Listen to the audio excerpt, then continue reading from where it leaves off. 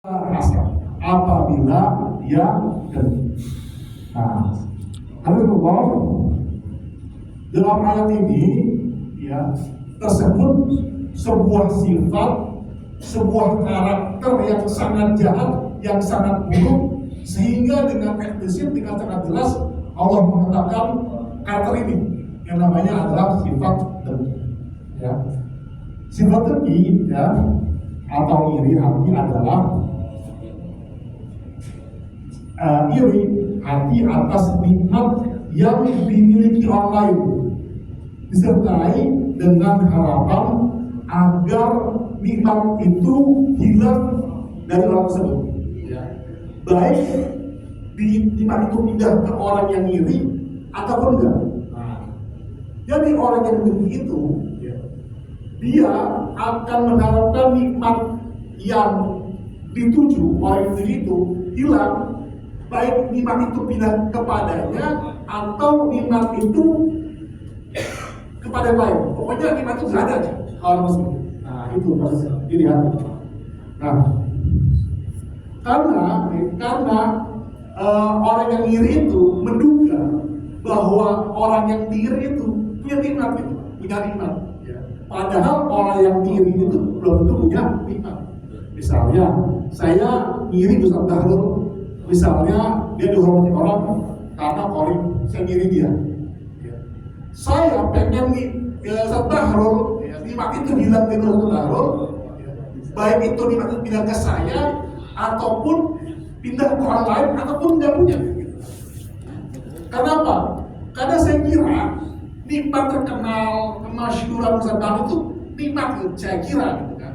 Padahal belum tentu itu nikmat buat dia.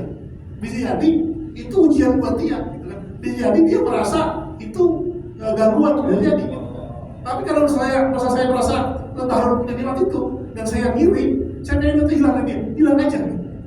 Bahkan hadirin, orang yang dengki itu ya nggak mesti nikmat, ya. Pokoknya orang yang dia dengki ini tuh celaka aja udah itu. Jadi saya ngiri ke Pak Ali, belum tentu Ali punya nikmat. Pokoknya saya pengen Ali celaka aja, itu namanya dengki. Namun hadirin, kata hasad di sini juga punya arti adalah keinginan ya, untuk memiliki nikmat serupa dengan yang dimiliki orang lain tanpa mengharap hilangan nikmat tersebut.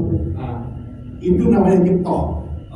Nikmat itu yang hasad itu yang diperbolehkan. Kata Nabi gini, kata Nabi, tidak dibenarkan ya, hasud atau hasad atau menginginkan apa yang diperoleh orang lain kecuali dalam dua hal, yaitu adalah terhadap orang yang dianugerahi Allah harta, kemudian orang tersebut menafkahkan harta itu di jalan Allah.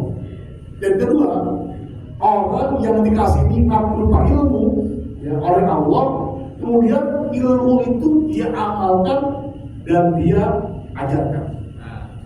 Jadi boleh kita iri kepada orang ya terhadap dua hal, yaitu kepada orang yang kaya tapi dermawan, kepada seorang ulama yang alim yang mengenal ilmunya dan dia mengajarkan. Itu boleh. Nah, harus Allah ya.